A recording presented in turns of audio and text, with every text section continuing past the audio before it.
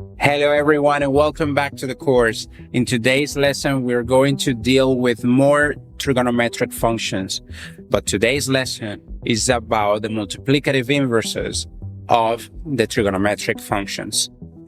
There are 3 more trigonometric functions you need to know, which represent the multiplicative inverses of the functions sine, cosine, and tangent. And these functions are cosecant of theta, which is equal to 1 over sine of theta, secant of theta, which is equal to 1 over cosine of theta, and finally cotangent of theta, which is equal to 1 over tangent of theta.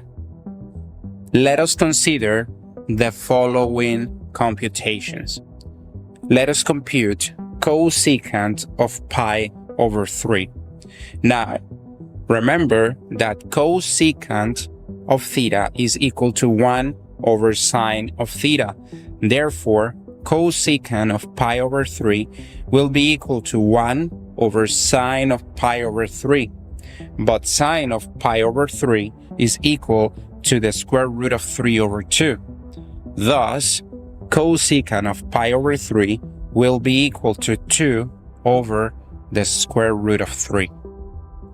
Secant of 3 pi over 4 will be equal to 1 over cosine of 3 pi over 4.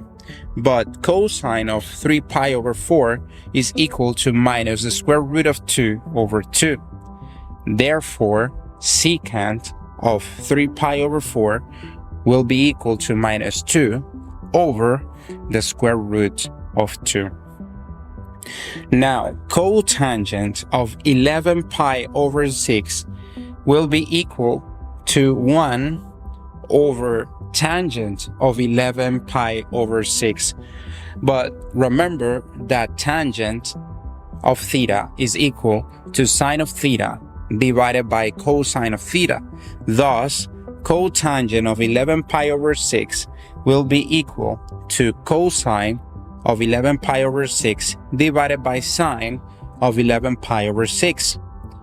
This will be equal to a square root of 3 over 2 divided by minus a half. And by simplifying, we get that cotangent of 11 pi over 6 will be equal to minus the square root of 3. The graphs of those 3 functions will be shown. Let us start with f of x equal cosecant of x. Notice how this function is not defined at x equal k times pi, where k is an integer. This is because cosecant of x is equal to 1 over sine of x, and sine of x is equal 0 at x equal k times pi. Thus, cosecant of k times pi will be equal to 1 over 0, which is not defined. Something similar occurs with secant of x, where this function is not defined at x equal 2k plus 1 times pi divided by 2, where k is an integer, meaning at every odd multiple of pi over 2.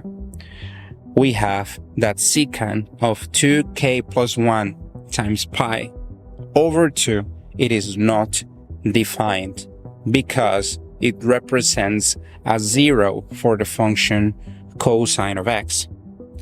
Now, cotangent, on the other hand, it is not defined at x equal k times pi for every k in the set of the integers, because cotangent of x is equal to 1 over tangent of x, but tangent of x is equal to sine of x divided by cosine of x. Thus, cotangent of x will be equal to cosine of x divided by sine of x. So, the zeros of sine of x are not defined for cotangent of x, and we know that cotangent of x won't be defined for every k times pi, where k represents an integer. whereas cotangent of x will be equal to 0 if and only if cosine of x is equal to 0. Well, guys, this is all for today. And now is your time to put your knowledge into practice by solving the following problems. And as always, see you in the next lesson.